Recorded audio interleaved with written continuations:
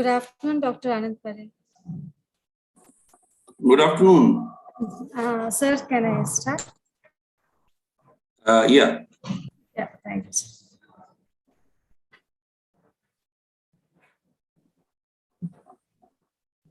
Good afternoon, my dear participants. And it's my immense pleasure to introduce the speaker of the session, Dr. Anand Pali.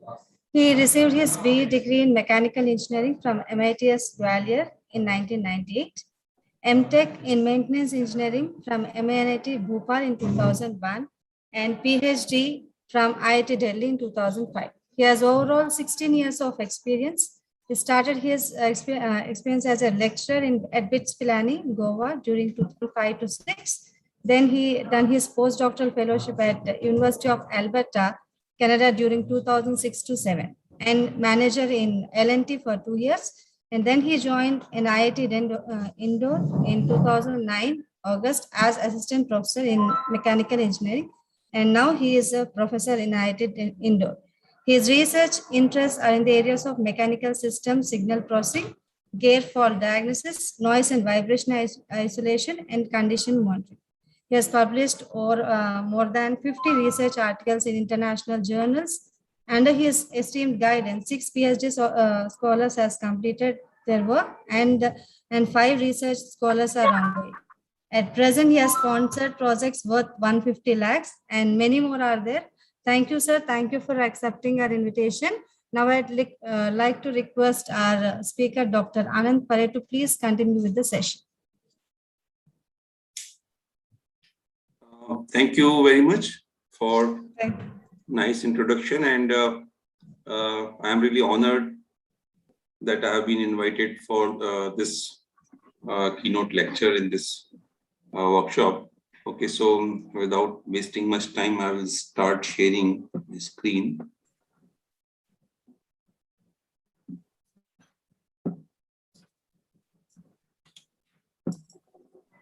So is my screen visible to all of you? Yes, sir. It is visible. Okay, thank you. So today's topic is basically research and publication. So this is, very general topic, but and we know, this thing because most of us are from academia, so we know that research and publication. We talk about a lot of research. We talk about publications. Okay, so we know about these things, but it is always better to learn more about what is research and what is publication, so that we can. Sir, sorry to interrupt you. Can you please put this in slideshow mode? Okay. I will just do it. Okay, is this now better? No, sir. Okay. So then, okay, I have to go to. I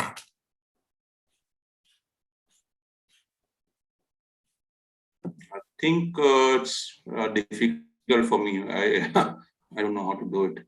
At the bottom, you will have one icon, sir. Just before this zoom in on slideshow, option will be there. When I'm sharing it, I would say, I will go like this because there is not, the letters are quite bold, so it would be okay. Yeah, otherwise it will unnecessarily waste time. Okay, sir. Okay. So, yeah, as I was mentioning about, so this first slide is visible? Yes, sir, it is visible. And it is sliding also? Yes, sir. Okay. It is changed. Yeah, thank you. So, so it's a very common topic, and we know about what is research and what is publications. But it's always better if you know more about these two terms, okay, systematically, then probably we can enhance our performance. Okay, so this is what we are trying to understand today. Okay, and this is, it should be a very interactive session. Okay, if you have any doubt, you can ask me. Okay, that is always welcome. So, I mean, when you see nowadays any professors or any researchers profile, okay, you will find something like this. Okay, there is some bars and then there's some graph. Okay, they normally show these things like H index, citations, I-10 index. Okay, because this is giving a lot of information about that particular faculty and or the researcher. Okay, that how he is doing in the last couple of years. Okay, and so I mean this is a measure of any researcher's performance. So mostly they like to put these kind of slides. Okay, so this is how, I mean, one can highlight his achievements, and it is not just highlighting the achievements, but also it helps others to, I mean, because if you are active in the research, then you will like to interact with the such researchers. Okay, so if you see that there is no publication last 5 years, so I mean there is a lot of gap, then probably if you ask for any data or any input from that particular faculty or researcher, then probably he may or may not be doing it on a continuous basis. So he might not be able to provide you that information. Okay. So, I mean, this is just a slide, I mean, which is nowadays all the researchers, they showcase. And even if you, I mean, for interviews, okay, for basically in academic institutions, okay, so all the candidates, they showcase this kind of outcome. Okay, so whether they are active in the last few years or not, and what is their performance. So this is a very impactful feature, which is I mean very much nowadays common. Okay, and I think I'm talking about, say, 20 years back. Okay, not very long back, but even 20 years back, H index, if you ask somebody what is your H index, then probably most of the researchers, they are not aware of it. Okay, so it is I mean, in my understanding, it is a development of last 20 years, when I mean it has been introduced quite early, but people are using it I mean as an index, and more commonly. Okay, and people now know about what is H index, and so this is how, I mean, things are developing. Anyway, so this is a very exciting field of research and publication. Okay, and we will try to understand more about it. So research, what is research? So as the name suggests, basically it's a search for knowledge. Okay, and searching maybe, I mean, you may search many things. Okay, for any information you have to search, but that is not research. Okay, so what is research? So this, when you say research, it means scientific and systematic search. Okay, so for any problem, if you want to find out its answer, okay, then you have to do it in a systematic manner and scientific manner. Okay, so that is known as research. If you are not doing in a right manner, then that is just a search. Okay, you are trying to find out, but there are methods by which you can do a systematic search so that you can get better answers. Okay, so research can be defined as an art of scientific investigation. So this is what is basically the research is. You are doing it scientifically, and this is an art. Okay, because you need to devote time to learn this art. Okay, suppose you just after this presentation, you may not be able to do research. Okay, because you have to develop that art. Okay, so it requires time, and once you are into this field, okay, then you basically learn this art, and then you become an expert in this field. and you do, your research is then more impactful. Okay, so research help us to discover answers of the questions through the application of scientific procedure. So this is what I'm repeating and again that if you have some question, okay, which has to be answered, then you have to do research. So this is basically hard work plus self-interest, and that is basically successful. For any success, you have to put a lot of hard work, and you have to be motivated, and you should have interest for that thing. Then only you can achieve success. So I'm talking about the research success. Okay, so if you are forced to do some activity, then definitely you can do it, but you will not be a successful person in that field. So hard work is not sufficient. Okay, just hard work is not sufficient. Your interest is also important, and that is what it requires time. And if you start doing the thing in a more systematic manner, then your interest will also increase in this field.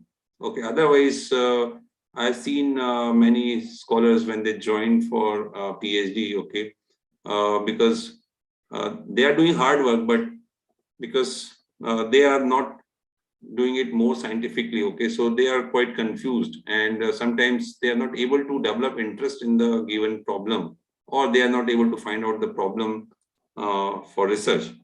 So this is very important that you start taking interest, and suppose you don't have any interest in research field, but you start doing it systematically, then definitely you will have a lot of interest in this research. Okay. So what is not a research? If you solve any problem which is which is having some known solution, so that is not a research. Okay, sometimes you have to solve many problems, okay, and others are aware of those solutions, but you are not aware, so you are solving it, okay, but the solutions are already there. So that is not research. Okay, so research is basically a unique problem, or which is something, novelty has to be there.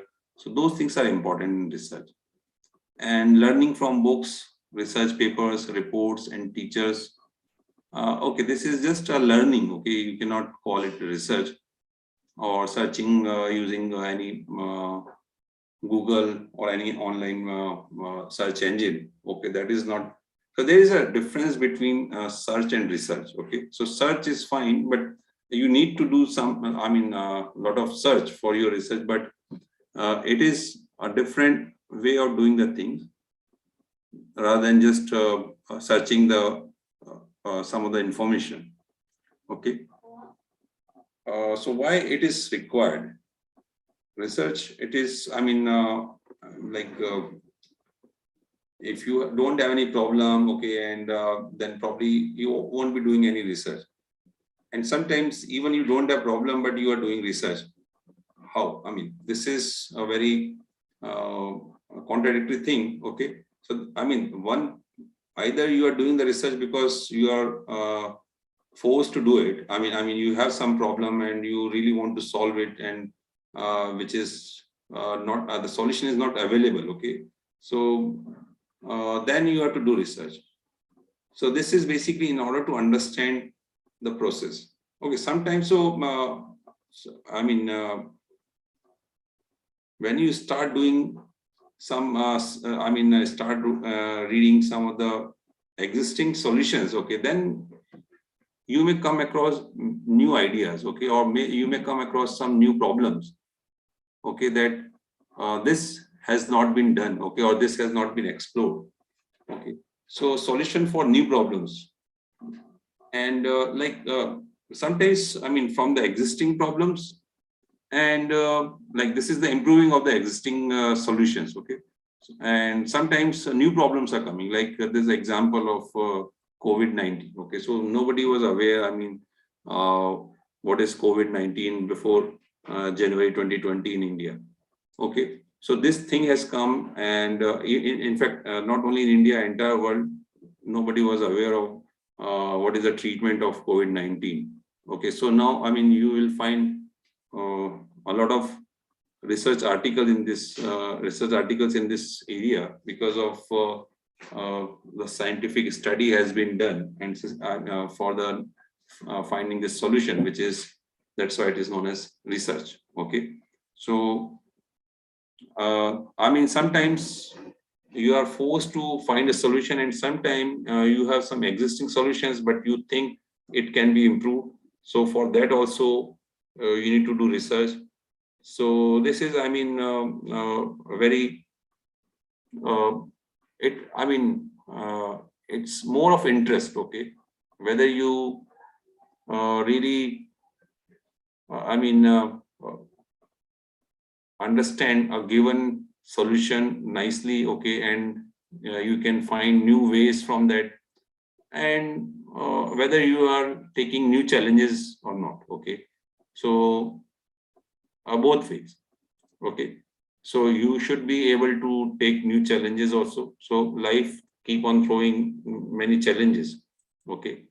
And then if you are having some research inclination, then you will definitely try to solve them. Okay, so this is, I mean, it is very important. So suppose, I mean, you have that temperament, or you want to become a researcher, then what you should do? So as I mentioned, that this is basically a very systematic and scientific manner of doing the things. So there is, I mean, this term is research methodology.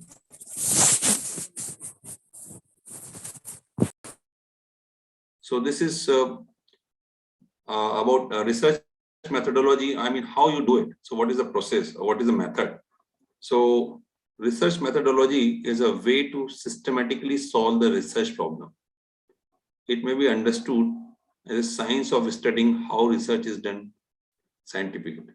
So, I mean, as I already mentioned, it is a systematic approach. Okay, it's not randomly you are doing anything that you think, okay, some idea will come to you and then you will find. It's not eureka kind of thing always. Okay, so it's a very systematic. I mean, there's a process, okay, or methodology. So this is a, I mean, it may be understood as a science of studying how research is done scientifically. So this is, I mean, research on research, I would say. I mean, so there is kind of, you should know how to do it. I'm saying it that you have to do it systematically, but then how to do it systematically. So that study, okay, so is basically research methodology.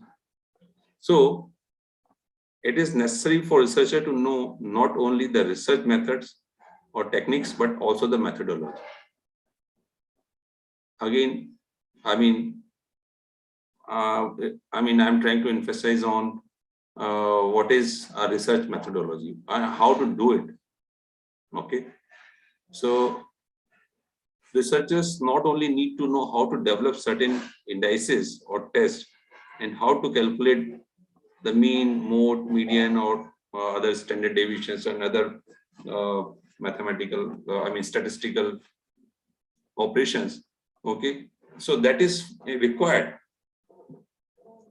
That is always required, but you need to, even more. Okay, so it is essential to discuss procedure clearly and completely with considerable amount of details. Okay, so suppose you come across some problem, and based on your understanding, okay, you think that this problem can be solved this way, okay, or the hypothesis for that particular problem. Okay, so you because research you are not sure, so it is always a hypothesis. Okay, and for that hypothesis you develop your own method, okay, or your own steps to solve that particular problem. Okay, you may or may not achieve that. Okay, you may or may not be successful, but you have to propose some,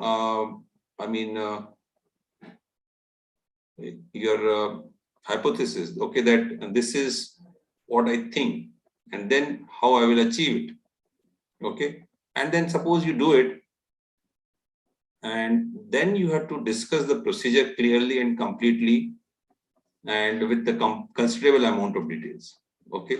So whatever is your hypothesis and whatever is the methodology you are proposing for your research, okay, you have to very clearly discuss it, okay.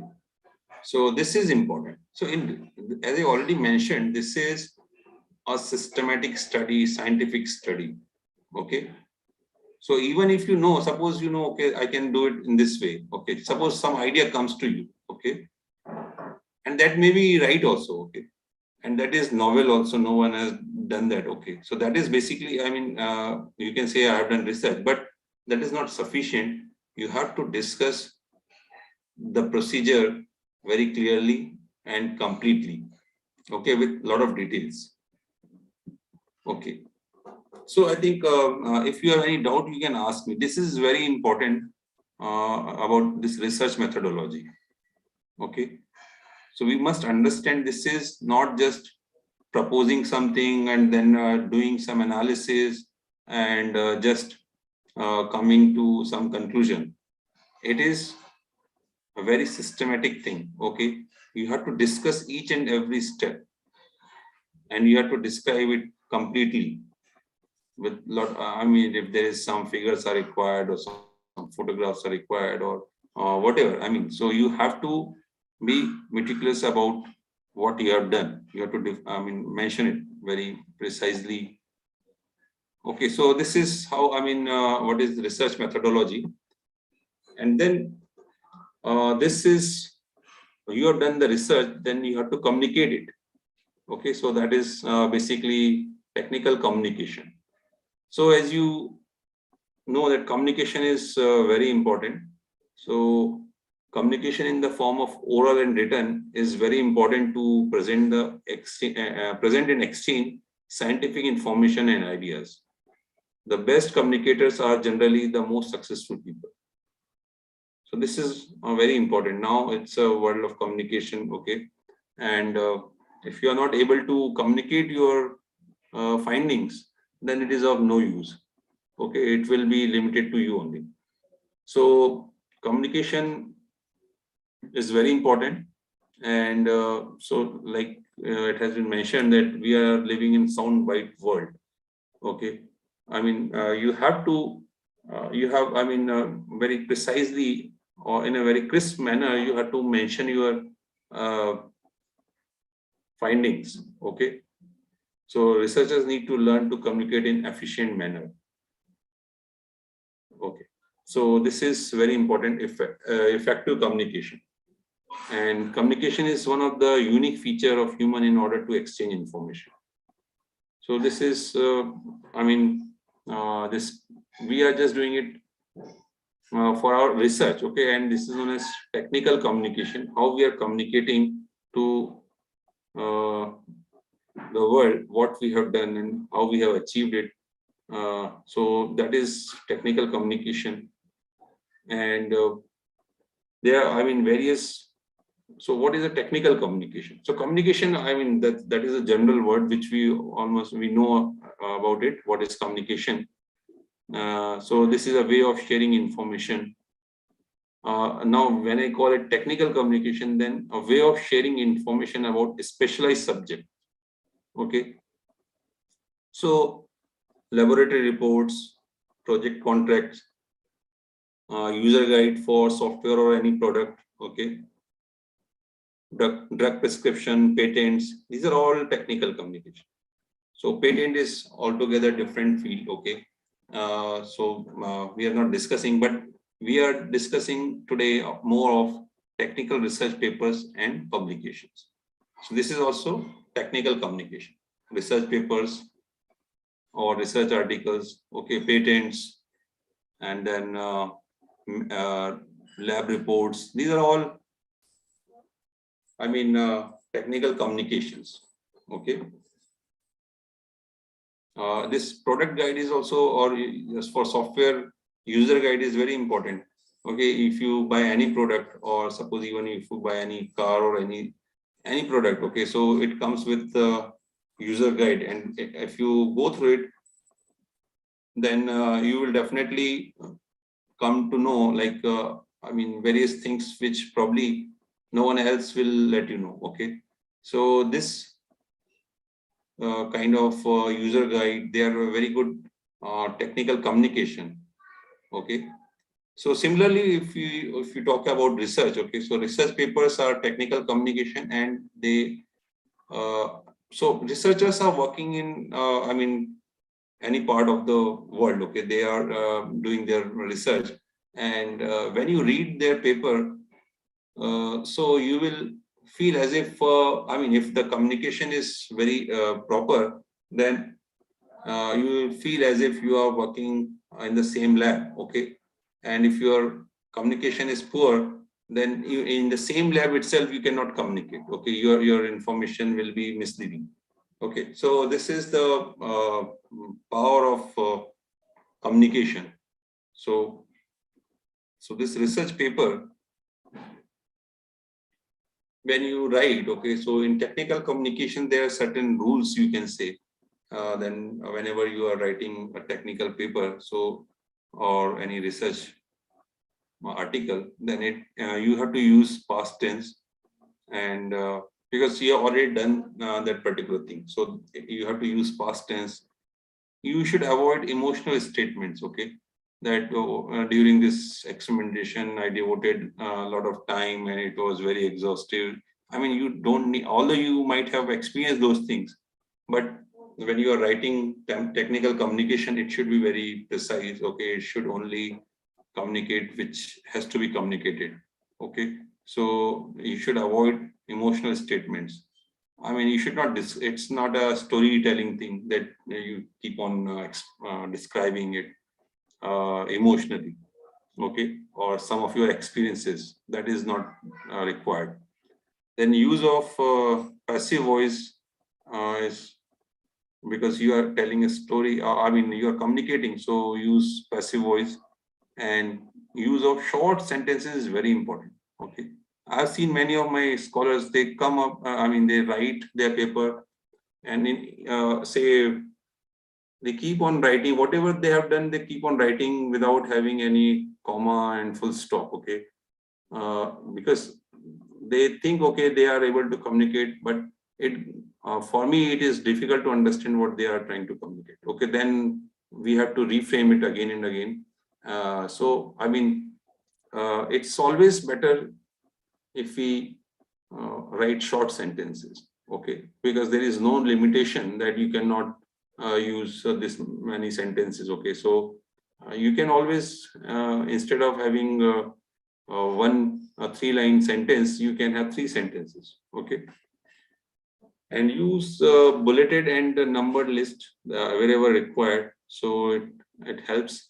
Okay, so I mean, these are the small things, but when you are writing any technical paper or research paper, so this is very important, because you have to when you write, you think you are able to communicate, but it's always better you, I mean, get it checked by the third person who is not that much aware of your research. Okay, so he may give you some good suggestions. And nowadays, I mean, Grammarly is also, I mean, a lot of softwares are also available, and Grammarly is very good software for English improvement of, I mean, correct grammatical correctness. So in this technical communication, this peer-reviewed publication, so we must when peer-reviewed articles are very high of high quality. Okay, because that has been reviewed by experts in that field. Okay, so when you are writing a peer-reviewed thing, okay, or any basically, I mean to say, research publication. Okay, so you have to first, you should have plan to write your manuscript. Okay, the overall plan should be with you, and what type of research paper you are trying to write. Okay, so I will come to that also. Then selection of journals, ethical rules, list of authors, submission process, peer review process. All these things are very important. So we'll try to know more about all of these, okay, one by one. And maybe we may add more things into this. So when you plan to write a manuscript, okay, so this is about when you have completed your research, okay, then you have to, because you have to communicate, so you have to write your manuscript. And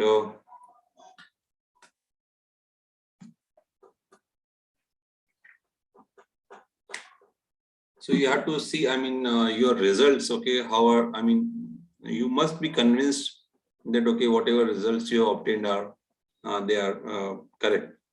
And then how novel are the results and study. This is very important, okay.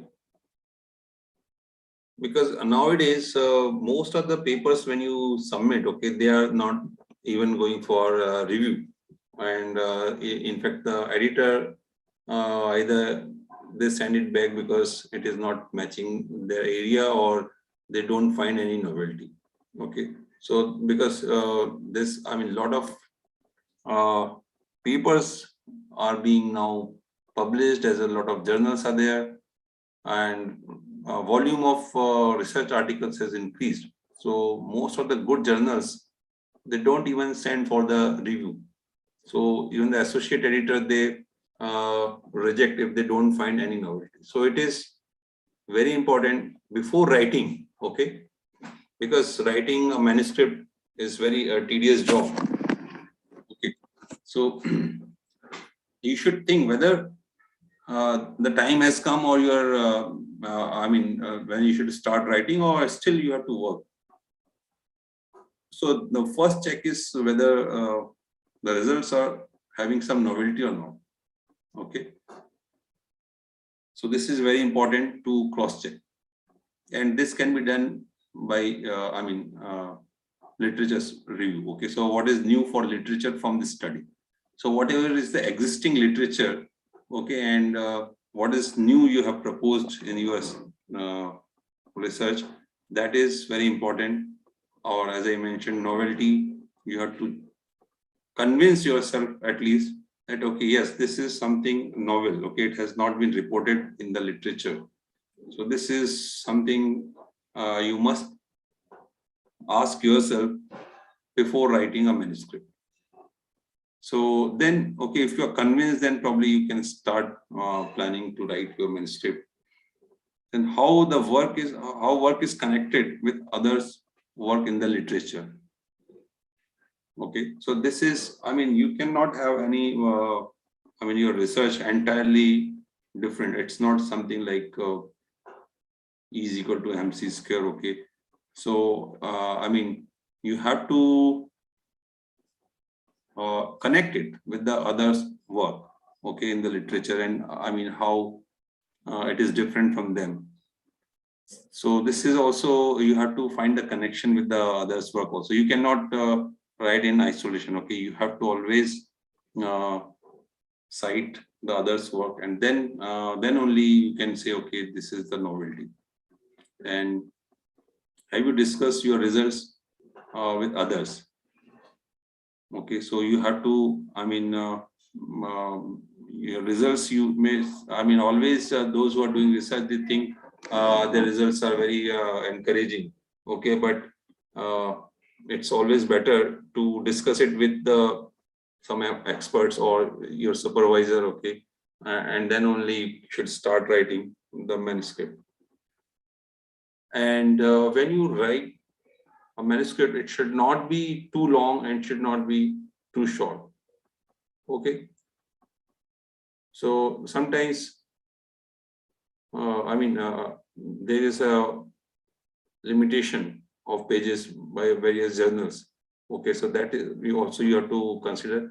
Even if it is not there, you should try to write the manuscript in a very balanced way. Okay, so you should not elaborate anything too much, and you should not omit any useful information. So this is, as such, there is most of the journals, they don't have page limit. But apart from that, whatever document you are preparing, okay, it should be based on the facts which has to be included and the information which has to be included and the description which is required. Suppose you have some experimental study, okay, and there are few in that particular study, you have a few instrument or something which is very well known, then you need not to describe them. But if you, the type of arrangement and how you have fabricated some new thing, okay, that has to be explained. Okay. So suppose you are measuring vibrations, okay, and you are using accelerometer for that.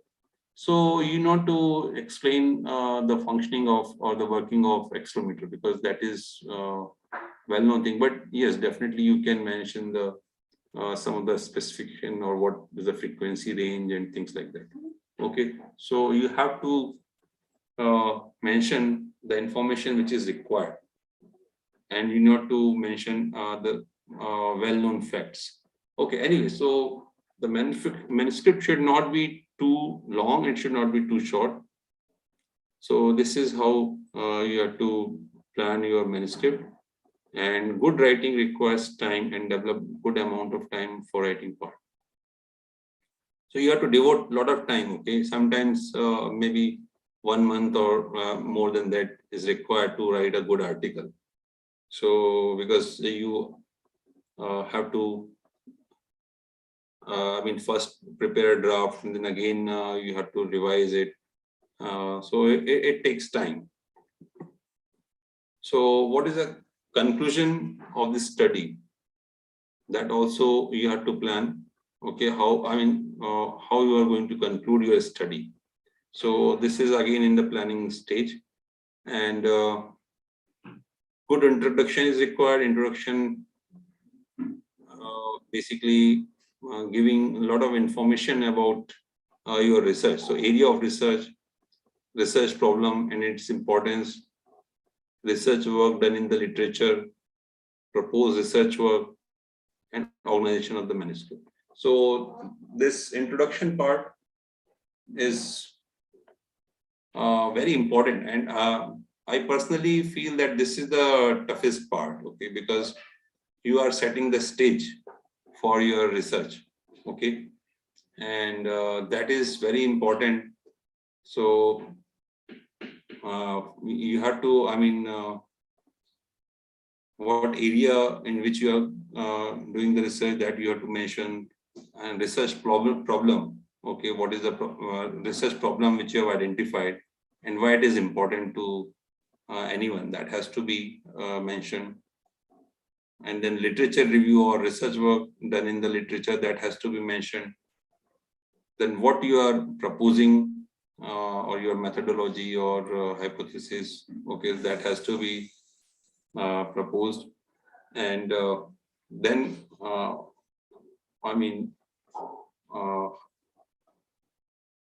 what is the organization of the manuscript? So various steps or various sections has to be mentioned in the research article. Then abstract should be written precisely, okay, and it should have very clear problem statement, explanation of the methodology, finding and conclusions, and effect and impact of the research work. So this is all should come in the abstract. Okay, what is your problem statement, a little bit explanation of the methodology, and what are your findings, and how it is going to impact the what is the impact of this research. Okay, so all these things are important and can be included in the abstract.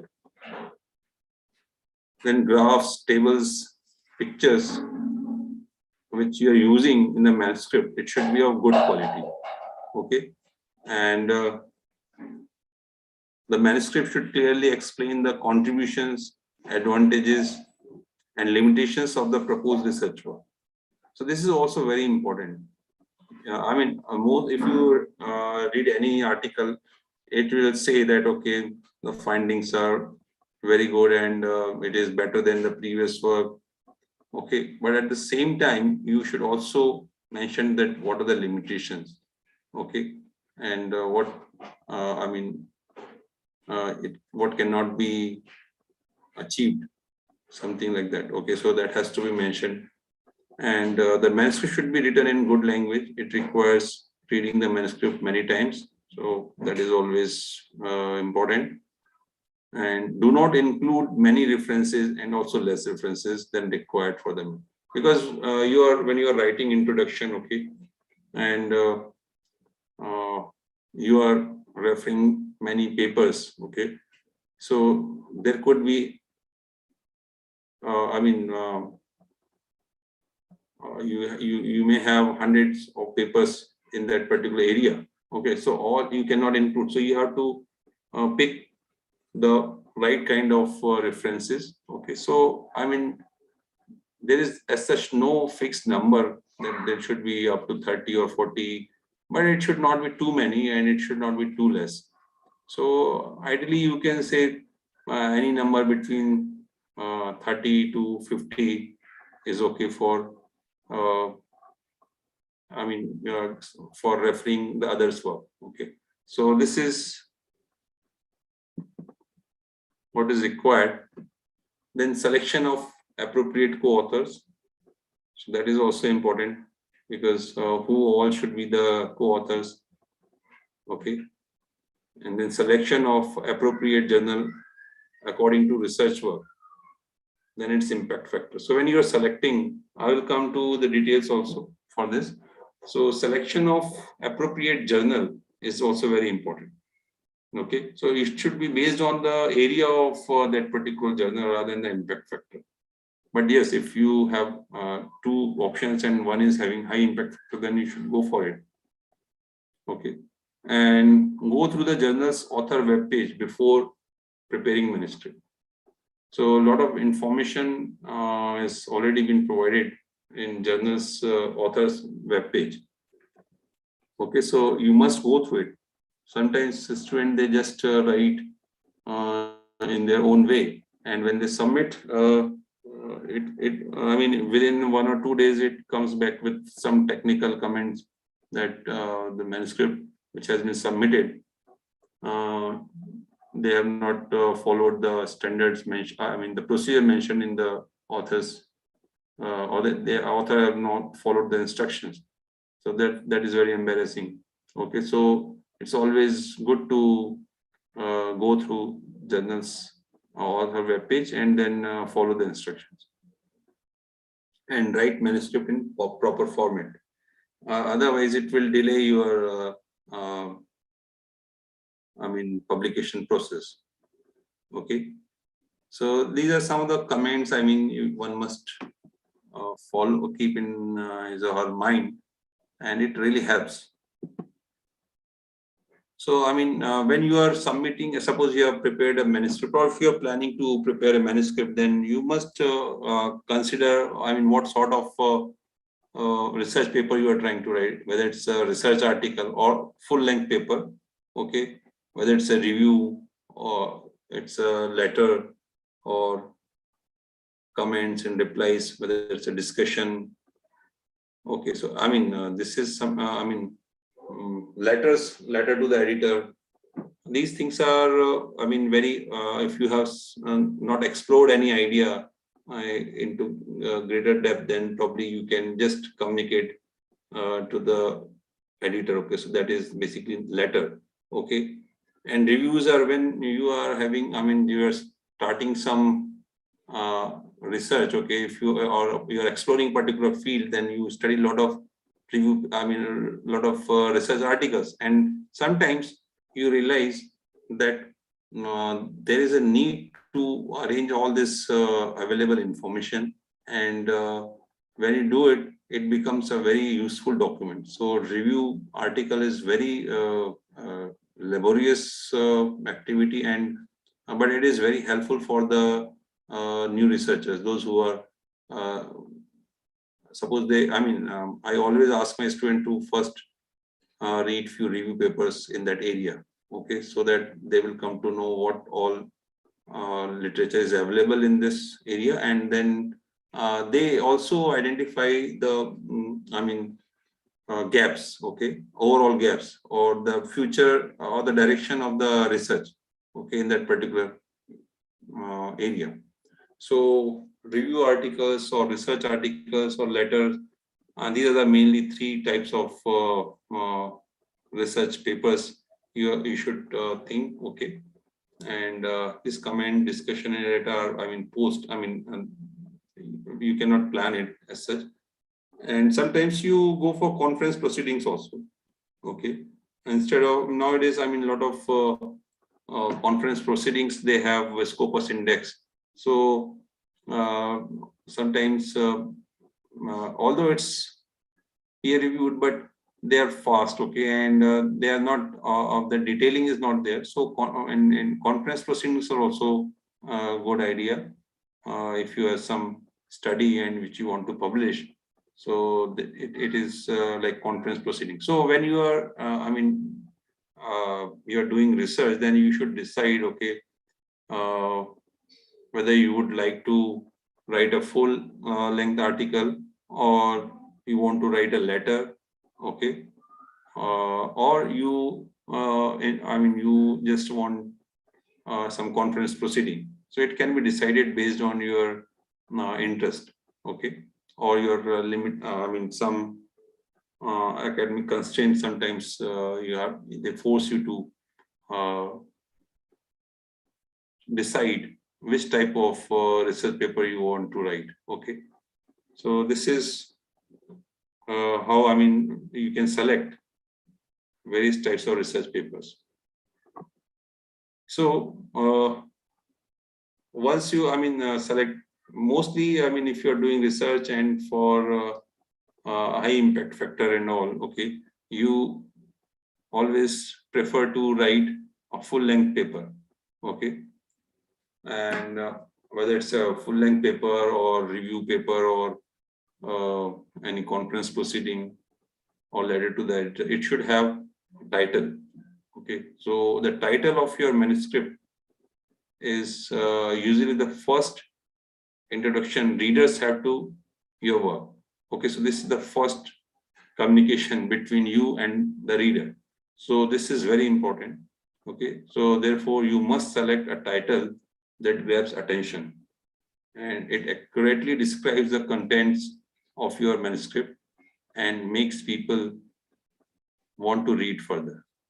So title is, of course, when you're doing at least most of the time when we do any search, okay, so we select a paper based on title, okay. And if you find the title is interesting, which is close to our area, then we go for abstract, okay. Then we read abstract. So title is very important. That is the first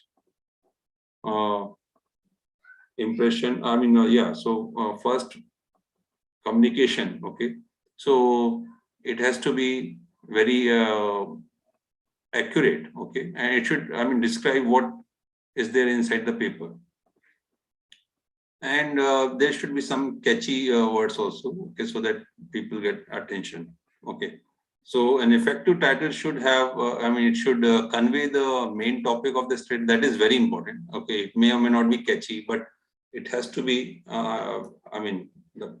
it should cover the main topic of the study, and it highlights the importance of the research. It should be concise, and it should be, attractive. It should attract readers. So these are all important things, okay. And it is so how to do it.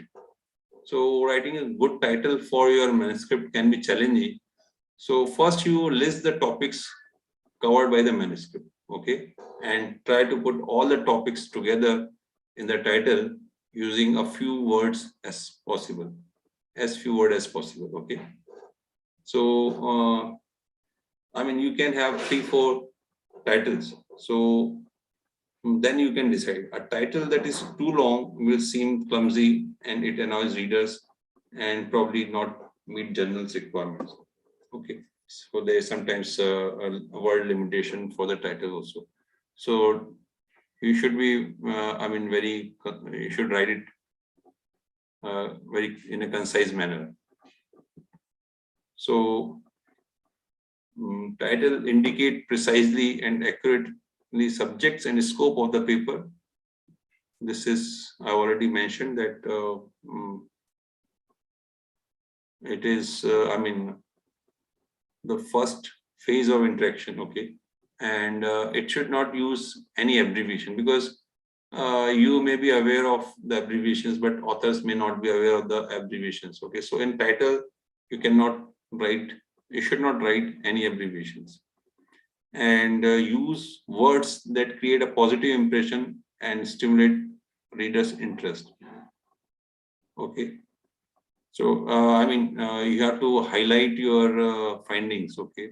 It should not, because you cannot have something which you have not achieved and you are mentioning that. Although that is also a research part of your research, but you should highlight the positive things. And use current nomenclature from the field of study. That is okay. So these are some of the things which you should keep in your mind when you are writing a title, because it is very important part of your research paper. Then comes abstract. So in abstract, you must mention the background of this particular research finding, okay, or research area. What is the background, study design, methodology, results, and then conclusion. So this is normally, as I already mentioned, in what you should put in your abstract. Okay. And then keywords. Okay. So mostly, suppose you don't have access to any journal, okay, and if you explore it, then you will get the first page access to that paper. Okay. Then you cannot download it for the. You can download it if you are having subscription for that journal. Otherwise, you will get the first page only. Okay, and it contains a title, abstract, and keywords. Okay, so these three things are very important: title, abstract, and keywords. So keywords are a tool to help indexers and search engines to find relevant papers. Okay, so like I work in field of noise and vibration. So suppose I want to know about what is happening in bearing vibration. So I will just put these two words, bearing vibration. Okay. So this is the search engine will give me the papers which which are having keywords as bearing and vibration. Okay. So those paper will come. So if database search engine can find your journal manuscript, readers will be able to find it too. Okay, so this will increase the number of people reading your manuscript and likely lead to more citations. However, to be effective, keyword must be chosen carefully, and they should represent the content of your manuscript and should be specific to your field or subfield. Okay. So 5 to 6 keywords can define your research, okay, and it should be chosen wisely, okay, so that if anybody is working in that area and if you put that those keywords, then he should be able to see your paper, and which is very important, so that the citation of your paper will increase, and that is what for the success as a researcher is very important, that your paper is cited many times. So introduction, okay, so title, abstract, keywords, and then comes introduction. And it is also, as I already mentioned, it is very important part of or important section of your paper. So you have to introduce your topic. What is the broad area? Okay. Create some context and background. Okay. Then mention others' work. and tell your reader about the research you plan to carry out, explain why your research is important, state your hypothesis. Everything, I think we have already discussed, so this all comes under introduction. So literature review is, part of introduction. Sometimes it is as a different section. So, but it is mostly in the introduction part, and it is literature review is very important. So the purpose of literature review is to provide the flow from last to latest, okay? And you have to place each work in context of its contribution to understand the research problem being studied. Okay, so what is the contribution of that particular paper? Okay, so that you can understand the research problem which you are going to study. Okay, and then you have to describe the relationship of each work to the others under consideration. Oh, okay, so that is also important, how it is connected with your work. Okay, and identify new ways to interpret prior research. So, researchers, they have their own interpretation, but how you interpret that research, that is also important, and that has to be mentioned in the introduction part. And then you have to reveal any gaps that exist in the literature. Okay, so a good literature review should include references from referred and peer-reviewed journals only. Okay, so this is very important. What papers you are referring, okay, or citing. So that is, it should be having from good journals or peer-reviewed journals. Okay. Otherwise, there is no authenticity of the results of those papers. If it is peer-reviewed, then definitely you can, because it has been gone through under rigorous review process, and results are they are acceptable, okay, or authentic. So don't use any article or any journal which is not a peer review journal, and it is recommended to include more recent references, maybe last 5 years. Okay, you can even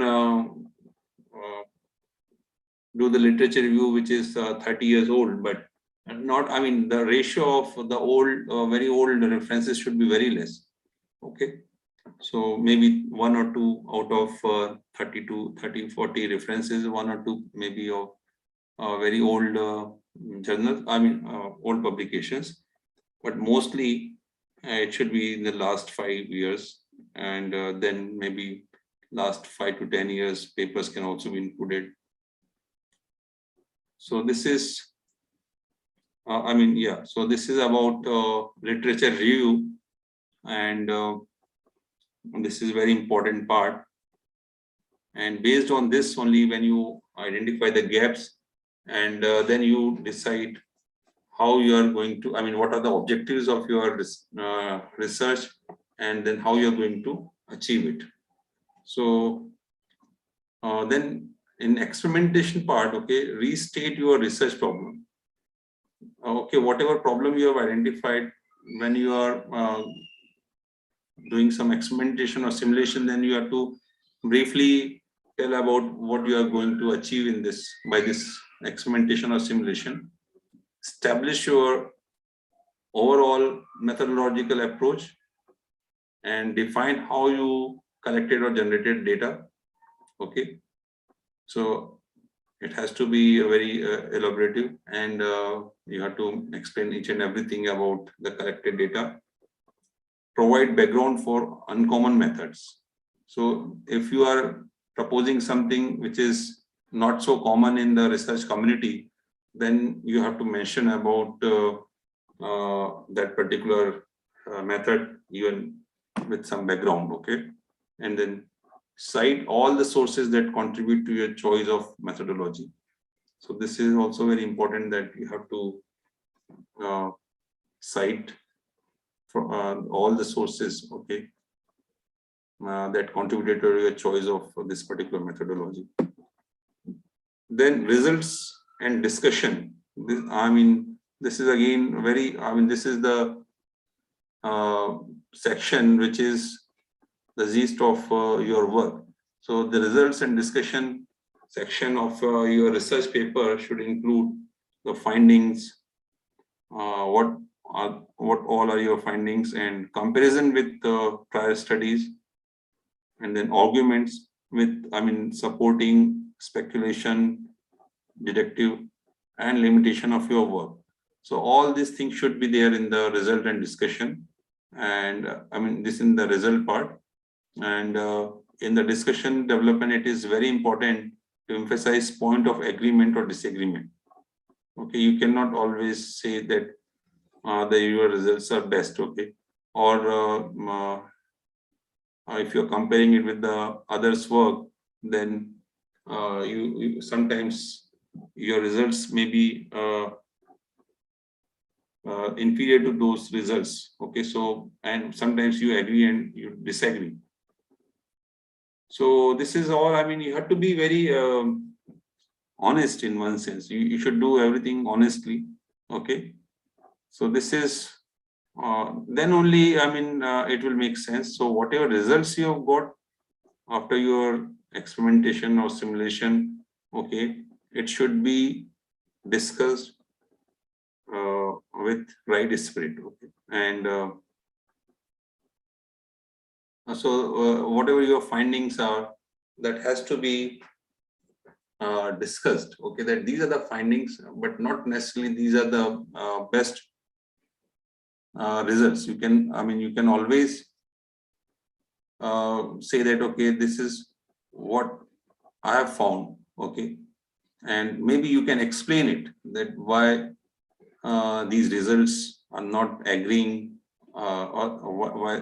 So these things has to be very well mentioned in the results and discussion. And like figures and tables are often the quickest way to communicate large amount of complex information that would be complicated to explain in the text. Okay, sometimes students, they keep on writing about a particular setup or something, okay, which can be explained very nicely with the help of a figure. Okay, and sometimes they put figure and then they don't mention about it anywhere in the text. That is also incorrect. Okay, so whenever you are having any figure, it should be labeled and it should mention each and every part of it. And then you also have to describe it at least in 3-4 sentences. What is the significance of that figure and everything, okay, and which is not mentioned, which cannot be deduced from the figure itself. So figure and text, they should complement each other. Okay, if there is only figure and no text, then also it has got no meaning. And there's only text and no figure, that is also very that is not a good way to communicate. So this is very important. And figures and tables. So tables, whatever information you are describing in your text can be tabulated. Okay, and it will save. It will highlight your findings also. So this is figures and tables. One must use them judiciously. So high quality display items give your work a professional appearance. Okay, and readers will assume that a professional looking manuscript contains good quality science, and thus the readers may be more likely to trust your results and your interpretations of those results. Following is an example of a well-designed table. Clear and concise legend and captions, and data divided into categories for clarity. Sufficient spacing between columns and rows. Units are provided. Font type and size are legible. So all these things are, how you present your information in tabular form is also very important. Okay, and a lot of softwares are available which can prepare a nice table. I mean, figures and tables are really very important, and too many figures and too less figures, or too many tables or too less tables. I mean, you have to have a balance of everything. Okay, so that's why I told this is an art. So once you start doing research, and if you start writing research articles, then you will realize, okay, that I mean, whether a figure will be better or table will be better, or how many figures or how much text. So I mean, this is very important. And then conclusion part, you should briefly restate the topic as well as explaining why it is important. Okay, so in conclusion also, like in introduction, I mean abstract, still in conclusion also, it should be, I mean, you have to mention about your topic, and then you have to explain why it is important, and then briefly summarize your main points, and then you have to add the points up, that what is the final conclusion. So the conclusion is the generalization of the results and not providing and discussing the results once again. Sometimes, I mean, researchers, they start writing about the results which they have already explained in the result and discussion session. So it should not be just the same thing. In conclusion, you have what is the overall, I mean, outcome of your results, that has to be mentioned as a conclusion. Okay. Then references. So references have an important role in many parts of a manuscript. Failure to sufficiently cite other work can reduce your chance of being published, because if you are not citing the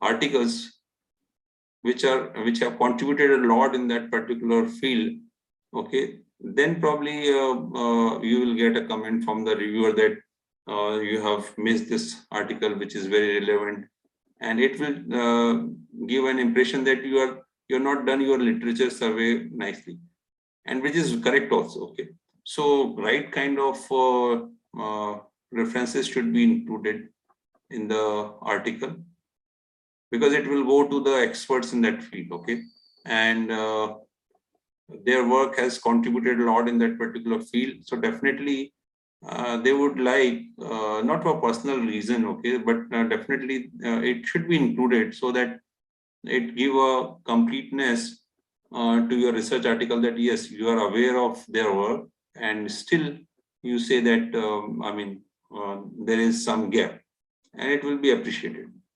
Okay, so every statement of fact or description of previous finding requires a supporting reference. Okay, so if you are citing anything, you must give the proper reference for it.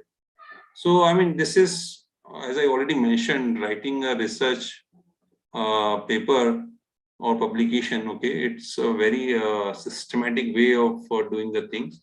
So if you are mentioning anything which has been taken from others' work, then it has to be cited. And in referencing, you have to use the format of the journal, whatever way they are asking you.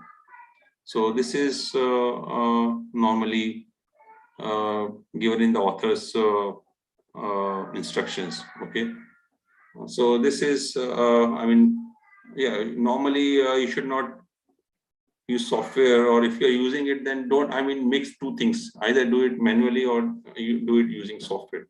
If you are mixing the software and manual, then it will be difficult. Okay,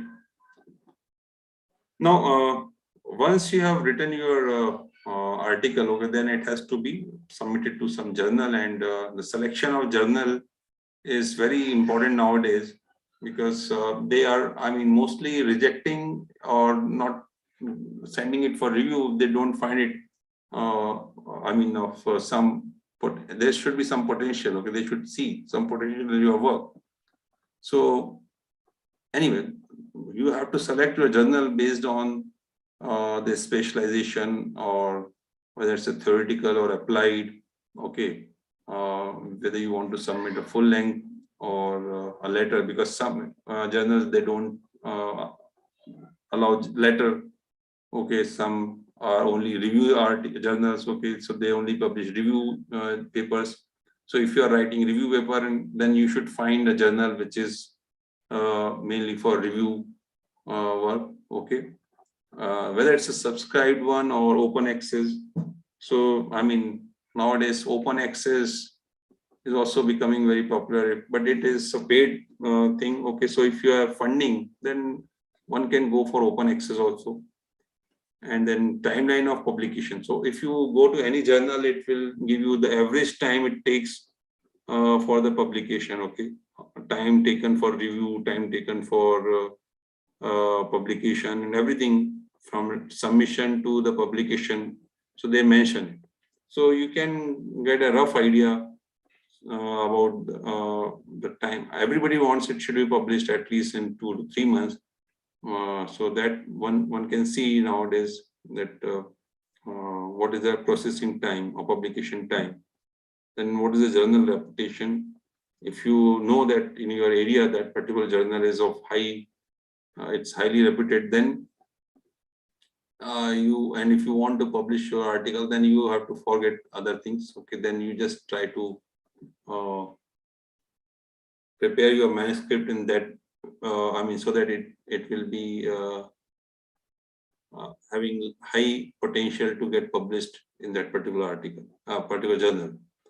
Then editorial board also is very important. One must see, okay, who all are in the editorial board, because they are definitely the one who are having a lot of knowledge in that particular area. And even sometimes if a reviewer have committed otherwise, okay, they may, if they think it is of having good quality, then either they can send it for other review, I mean for the other reviewers, or they can themselves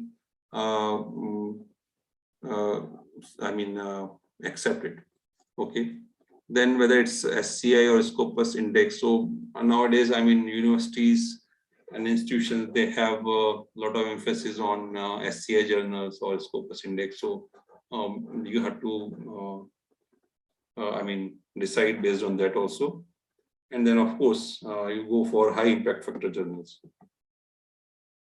So ethical rules, you have to, if you are doing something related to animals or something, then you need some permission. Okay, so whatever clearances are required, you have to take clearances and submit subscription, manuscript to only one journal at a time. That is for sure.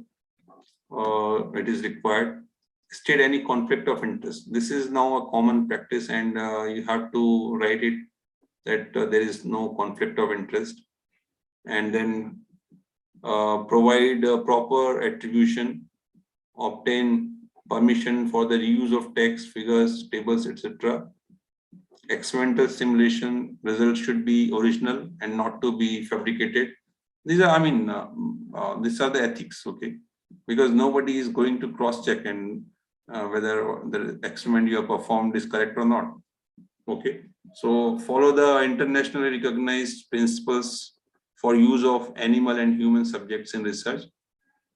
Do not copy. Plagiarism is, a crime. So, you have to follow these rules. Okay, publication is not that important, but following ethics is more important. So when we talk about list of the authors, so authors should make substantive contributions. Okay, it can that somebody is your friend, so just write his or her name. Okay, so he or she must be involved in at least some point of time in that particular thing, and based on the contribution, the authors should be mentioned. Okay, so basic ideas or discussion, simulation or experimental, detailed computation, calculation.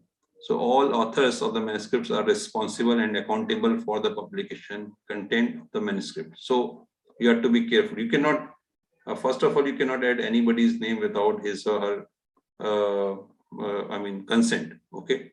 And secondly, even if somebody gives consent, then he or she must be involved in that particular article. Okay, he must contribute. And now some of the journals, they ask for the contribution. Okay, you have to mention who has contributed what. Okay, so that is about the authors. So who is the lead author? Major responsibility and has most contribution in the manuscript. So is the first author. Corresponding author is who is responsible for communication. So mostly those who are having some permanent employment, okay, those who are in some organization, they should be corresponding it, okay, because they have to, even suppose sometimes publication takes 1 year or so. So students may leave, but the employees are there, so they should be corresponding author, and definitely they must contribute to the journal, to the article also. And then last author, in some cases, the author's name are arranged in alphabetical order or sometimes according to their contributions. Sometimes senior authors are head of the laboratory. They are, because they are providing the facilities and also their name is there. Anyway, so this is all about authors. Then acknowledgement is also important part, as contribution is not significant enough to include as an author, then mention help in the acknowledgement section. Okay, sometimes lab technicians or the funding agencies, so they have to be mentioned in the acknowledgement, or anyone else if you think without whose contribution you could not have published or you could not have done your research. Okay, so this can be acknowledged. Okay, it's free. It's up to you. You can write, you can acknowledge it to anyone you think appropriate. Then submission process, select appropriate journal. So we have already discussed how to select a journal. Then create online account, because nowadays only online submission is there. So I still remember I submitted my first paper in offline mode. So only one paper I have submitted in offline mode. Okay, then in 2000, around 2000. Okay, then afterwards, most of the journals are in online. In all authors, information is required, such as email, affiliation, list of suggested reviewers and editors are required. Copyright form is also required. Okay, and title and abstracts are also required. So it depends on the journal. Okay, they have different ways of submission. So upload the manuscript in PDF format or doc format, and sometimes source files are also required during submission. So when you go to a particular journal submission site, all this information is given. Okay, and they keep on changing also. There's they change their software also. So you cannot be sure that these are the steps you have to follow. But yes, some of them will be there, some of them will not be there. So yeah, but it's not a very difficult thing. The only thing is everything is now online. So you have to do it by creating an account, and then you can submit it. Then you must understand what is the peer review process. So submitted manuscript is checked by staff and editor. Editor-in-chief selects suitable associate editors for the manuscript. Okay, and then associate editor, basically they conduct the review process of the manuscript, and they find reviewers. Those are experts in the research area related to manuscript. Assign them some time for completing reviews. Then based on the reviews comments, associate editor and editor-in-chief makes first decision. So they can reject it, or otherwise they can send it for revision. Okay, so this is just to let you know that okay, it's not just that once you submit and there is one person who is accepting it. So this is very tedious process, and reviewers, they have to devote the editors, they have to devote a lot of time. Even the reviewers, they have to devote a lot of time. So this is how this publication work is going on. So this is something like you will find like who is the editor-in-chief, who is the founding editor, who are the associate editors. So this you can see for any journal. Okay. So when revision is required, then authors resubmit revised manuscript. Okay, and then they must mention that okay, what changes they have made. Okay, and then editor may decide whether the revised manuscript should be sent for review process or not. Okay, again they can send it for re-review. Okay, editor and editor-in-chief make final decision of the revised manuscript, and in case of manuscript rejected, then incorporate the reviewer's comments before submitting to the other. So, okay, you may have either rejection the first stage or after the review process, but that one should not get disappointed. So, whatever comments you receive in your review process, that should be included before resubmitting to, before submitting to some other journal. Okay, because you cannot submit the same work to various journals at the same time. Okay, so these are the ethics one should follow. And okay. So this is all about this thing. And now, in case of accepted manuscript, the manuscript will be sent for publication, and before publication, authors will receive proof of the published paper for final checking, and this is the last opportunity for making any correction. This is also very important, proof check. And after receiving proofs, the publisher publishes paper. So that is how the entire process goes on. Okay, and the impact factor is very important. How the impact factor of a journal is decided is basically for the number of times articles published in last 2 years. Okay, and say in 2017, if you want to know what is the impact factor of a journal in 2017, so the number of times articles published in last 2 years were cited in journals of 2017. Okay, and where B is the number of citable documents, generally articles, reviews. Okay, so these are things. For last 2 years, suppose a journal is publishing 200 articles every year. Okay, so 200 plus 200, total 400 articles which it has published in 2015 and 16. Okay, and out of that 400 articles, it has been cited 800 times in 2017. So that is the impact factor. 800 divided by 400 is equal to 2 is the impact factor of the journal. Okay, so it is important to remember that the metrics such as impact factor is based on journal evaluation. Okay, this is the evaluation of the journal, but for the researcher it is done by H index. So H index is basically, you can see here.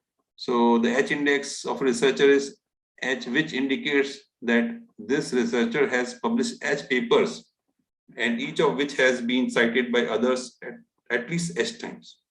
Okay, so suppose you have 20 articles and your 10 articles are cited at least 10 times. Okay, then your H index is 10.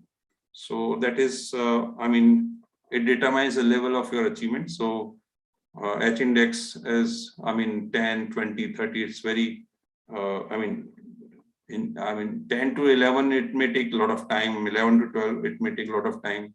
So, H index is a very important parameter which describes about your achievements. Okay, so like one in our institute, Professor Ramvilas Pachori is having a lot of publications, and you can see his H index at 53.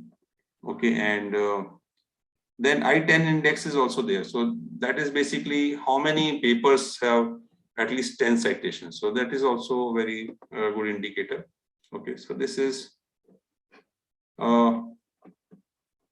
okay. I think so. So in some, the researchers should focus more on journal than impact factor. Okay, focus should be on good writing and presentation in order to have more citation and H index.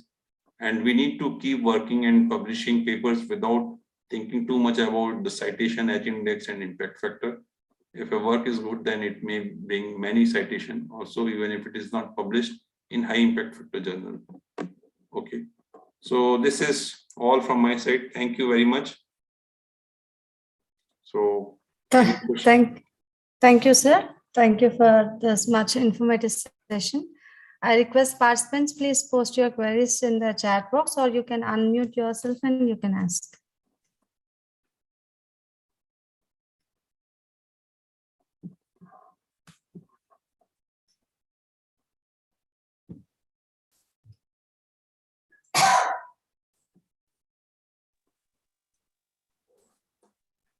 Sir, while I have one small query, like when we go with the research, while preparing methodology and finding the research gap, we'll have to concentrate more on the literature work.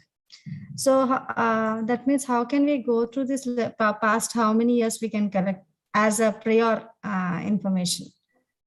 2 years or 3 years, which like that. So I can give you one example. Like suppose you are doing research on COVID. Okay. Yes. Okay. So you will not find any paper more than last 2 years or 3 years. Yes, sir. Isn't it? So it depends. Okay. It depends on your area of research. Okay. So it is, there is as such no formula. Okay. But in general, you can say in last 5 to 10 years, you can see what all is going on. Okay.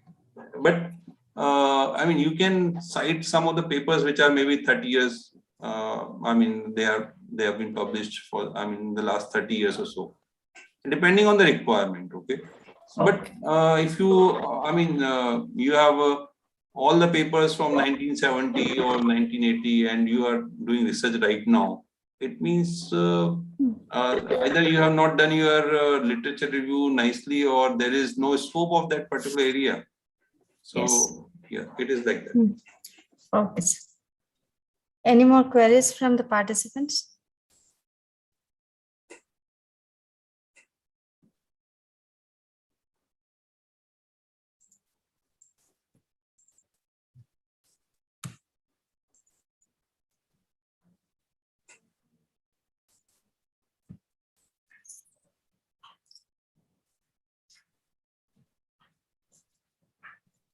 Okay, so I think no, but actually we are going through this when we are already when the participants are in the research work. These are the things which we are going through.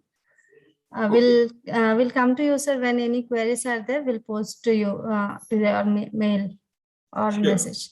Thank you, sir. Thank you. Thank you for being on the session and sharing your much information. We'll hope to see you in future also. Thank you very much. Thank you everyone. Thank you. I request all the participants to please go through the link and post your feedback and quiz. Submit your feedback within 30 minutes. After 30 minutes, it will be deactivated.